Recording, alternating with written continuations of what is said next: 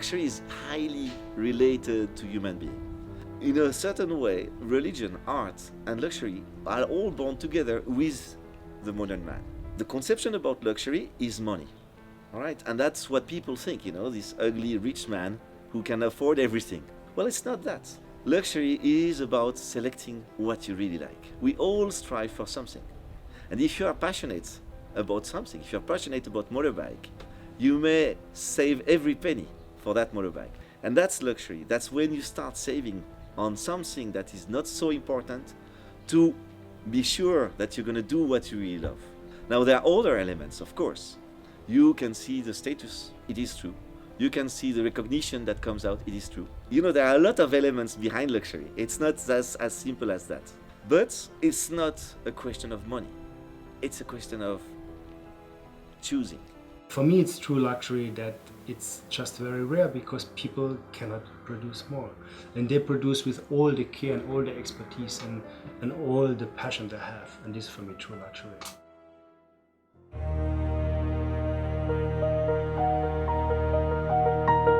Welcome to Czapek new offices in Geneva. We're just working there for the first day. Tomorrow is a big launch. Everything is getting prepared. We are totally late. We've got huge work to do tonight to be ready tomorrow, so it's big tension right now. My name is Philip Koglund.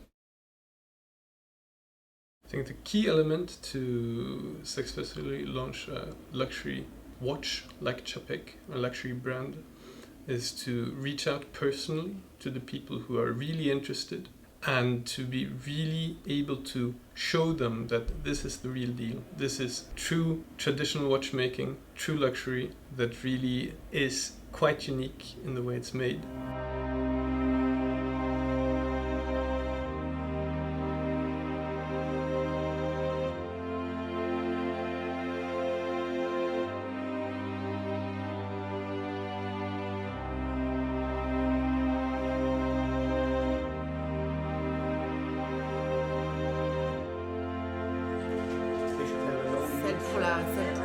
La viande. We are in Geneva, the birth of the brand. It's the official launch. It's a birthday. Second birthday of François Czapek.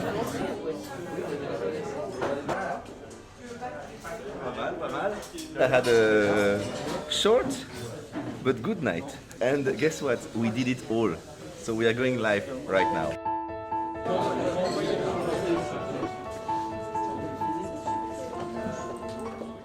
Des experts du monde de l'horlogerie, des experts de ce qui se passe en Suisse. Et on a voulu le faire d'une façon, on va dire, très ouverte, très décontractée, très transparente. Les gens qui sont en fait autour de vous sont des gens de l'équipe au sens large. Donc vous allez retrouver des gens qui travaillent dans l'horlogerie depuis toujours, des gens qui sont habituellement plus présentés comme des fournisseurs. Là on va vous les présenter plutôt comme des membres d'équipe, vous verrez pourquoi. Aussi de façon à ce qu'on puisse faire quelque chose de très interactif. Nobody expects us on the level we are coming to the market. I mean, the watch, as you see now, it's incredible. It's really haute gamme, haute horlogerie that you really can feel.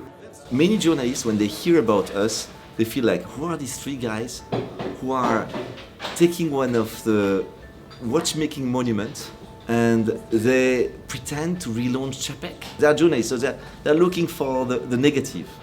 Good news is no news, no? So they look for the negative. So at the beginning I had an assembly of negative people sitting here. And then the challenge was during the first 15 minutes to get them on board, one by one, by eye contact, by showing that we were really good people, hard workers, and that we were working for the best, for really delivering an extraordinary product, being true to the brand and to the man. And this, at one point, I felt, okay, I got 100% of the people on board. This is going on well. Now I can accelerate. And so that's when we got all the watches on the table and they saw the watches and they realized, wow, what a work that has been done. It's a well-executed watch. So if you buy this watch, you have really something that is proper, well done, elegant, unique. They work with really very good artisans. It's also an investment into a tradition that goes through the hands and the brains of the people who really make the watches. Crowdfunding is something everybody is supposed to know now, but maybe not in that specific area of high-end horological products. I like the fact that we can actually meet and know which one of the people are involved. It's an aggregation of knowledge. It's interesting in that way, and there's no more secret about it.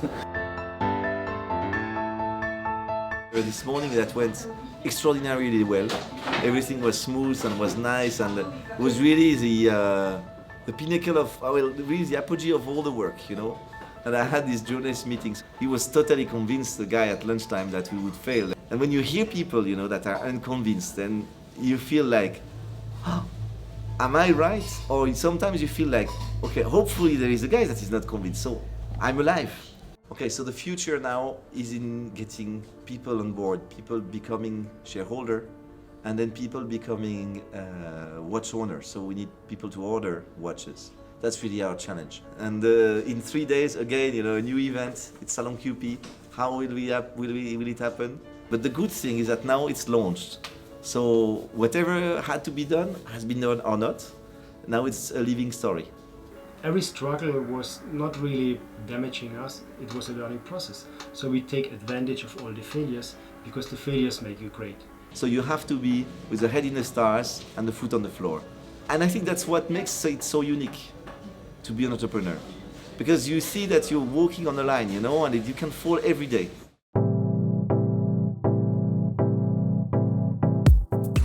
London is the world city. It brings, you know, people from all around the world. The arrival of so many different and interesting people has made London interesting in every sense, and that includes watches. My name's James Gurney. We're here at Salon QP. It's the 7th edition of a show we run in London. I founded it in 2009. We're at the top of the gallery. At the Czapek stand, and it's for us it's another exciting moment. At the first place you can see a new brand. We're at Salon QP in London, which is a beautiful small boutique fair. But it's all about independent brands here. However, there are also a few larger brands here. We're here showing the watches for the first time to the public. Here we are not doing competition at all. I take these people around me as colleagues, and we have the same customers, but these customers have a choice. I can't convince somebody to buy my watches because it's too personal. I'm Jane Burton. I've worked in the luxury watch world for about 15 years. Things have been going very well at Salon QP. A lot of people have come to see us based on reading about us in the press. We launched only 4 days ago, and we've had a lot of online coverage, and that's drawn a lot of people to the stand.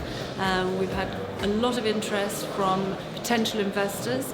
I think it's been a success, a surprising success that so many journalists have written about us so quickly.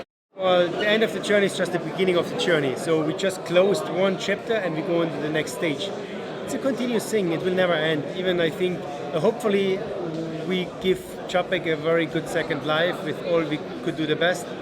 And hopefully even the next generations will have fun with the brand.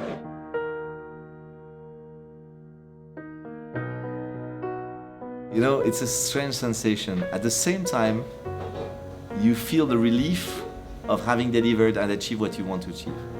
And suddenly you realize that you just reached base camp. And now you don't even see the top of the Everest. You just see that there is camp number 1. But it's great, you know, because we're going up the hill and there are good feedback, so that's good. We learned a lot of things. I would say creating a startup in a high-end luxury product is extraordinarily difficult. Because to do it well, you would need to always look for a customer, because I don't believe in a product that doesn't sell. I also have learned to trust people. We are very lucky. It's a beautiful team. It's a fantastic team. Alors, si je me retrouvais face à Czapek, déjà je serais ému d'avoir repris son travail derrière lui. Moi, je suis actuellement tout petit, j'ai créé avec 3 autres personnes et tout un team ces produits, mais j'aurais tendance à lui demander si la direction qu'on a prise lui plaît. Et ce que j'aimerais de sa part, même avant de lui poser une question, ce serait de voir son visage illuminé et puis qu'il me dise « Waouh, vous avez fait quelque chose de bien ».